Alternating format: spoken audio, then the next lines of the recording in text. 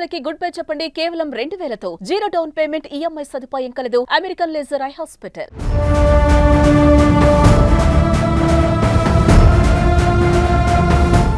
నా భార్యను నేను చంపలేదు.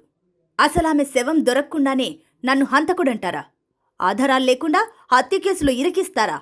మీ సంగతేందో కోర్టులోనే తేల్చుకుంటా, కడిగిన ముత్యంలా బయటకొస్తా అంటూ పోలీసులనే తికమక పెట్టిన మీర్పేట్ హంతకుడు గురుమూర్తి మొత్తానికి పోలీసులకు చిక్కాడు. ఆవులిస్తే కాదు, ఊపిరి పీలిస్తే చాలు అందులో కనపడే తేడాను గుర్తుపట్టి తుప్పు తీసినోడి తాట తీసేంతగా పెరిగిన టెక్నాలజీతో భార్య హంతకుడు చిక్కిపోయాడు. మీర్పేట్ మర్డర్ కేసును పోలీసులు చాకచక్యంగా ఛేదించారు. అదెలాగో తెలుసుకుందాం.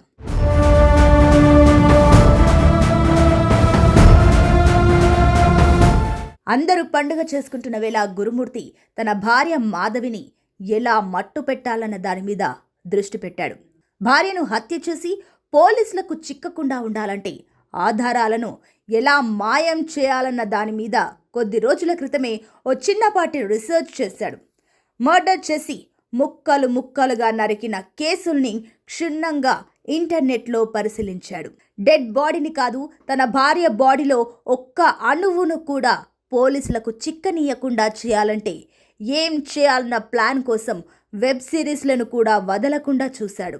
మొత్తానికి ఓ నిర్ణయానికొచ్చి ఆమెను ఇంట్లోనే చంపేసి శరీరాన్ని ముక్కలు ముక్కలుగా నరికేసి అవయవాల్ని బకెట్లో వేసి ఉడకబెట్టి ఎముకల్ని మిక్సీలో వేసి పొడి చేసి ఆ పొడిని తీసుకెళ్లి తమ ఇంటికి దగ్గరలో ఉండే ఓ చెరువులో పడేసి భార్యకు సంబంధించిన ఆధారాలు ఇసుమంత లేకుండా చేయడంలో సూపర్ సక్సెస్ అయ్యాడు.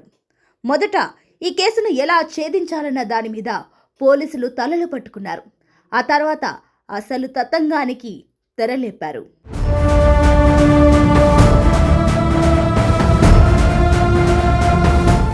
భార్యాభర్త ఇద్దరు కలిసి ఇంట్లోకి వెళ్లడం, ఆ తర్వాత ఆ పక్క రోజు పలు దఫాలు గురుమూర్తి మాత్రమే బయటకు రావడం లాంటి దృశ్యాలు సీసీ ఫుటేజ్లో పోలీసులకు దొరికాయి.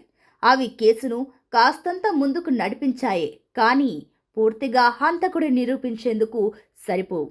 దీంతో ఈ కేసు ఛేదించే క్రమంలో హైదరాబాద్ పోలీసులు గతంలో ఇతర రాష్ట్రాల్లో ఇలాంటి కేసులు ఛేదించిన వివిధ రాష్ట్రాల పోలీసు అధికారులతో రాచకొండ పోలీసు అధికారులు మాట్లాడారు.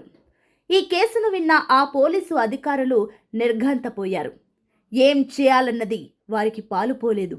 కానీ మన కంటికి కనిపించని ఆధారాలను టెక్నాలజీ ఎలా పట్టేస్తుందన్నది ఆ డిస్కషన్లో చర్చకొచ్చింది. దాంతో హంతకుడి ఇంటికెళ్లిన పోలీసులకు హత్యకు గురైన మాధవికి చెందిన ఒక వెంట్రుక దొరికింది. ఆ వెంట్రుకతో ఆమె బిడ్డల DNA సరిపోతే అది ఒక ఆధారం అవుతుంది. ఇక ఆ ఇంట్లో మాంసం నరికేందుకు ఉపయోగపడే ఓ చెక్క దిమ్మ దొరికింది. అదెందుకు ఇంట్లో ఉందో అన్న దానికి నిందితుడు సమాధానం చెప్పాల్సి ఉంది. ఇంతకంటే మించి సూపర్ లైట్ టెక్నాలజీ ద్వారా ఆ ఇంట్లో FSL అధికారులు మాధవి రక్తం మరకలను గుర్తించారు.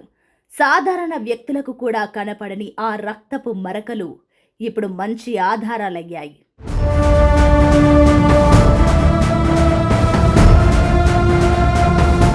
మొత్తానికి ఈ దారుణ హత్యకు పాల్పడింది ఎవరన్నది పోలీసులకే కాదు అందరికీ క్లియర్గా తెలిసిపోయింది. అయితే బాడీ దొరకలేదన్న ధీమాతో హంతకుడు ధీమాగా ఉన్నాడు.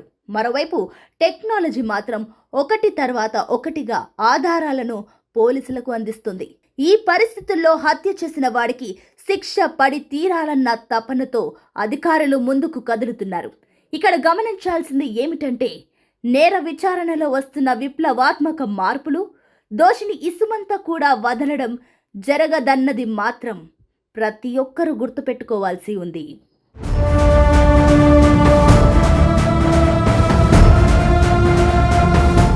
సుమన్ టీవీలో మీ పర్సనల్ అండ్ బిజినెస్ ప్రమోషన్స్ కోసం కింది నెంబర్కి కాంటాక్ట్ చేయండి.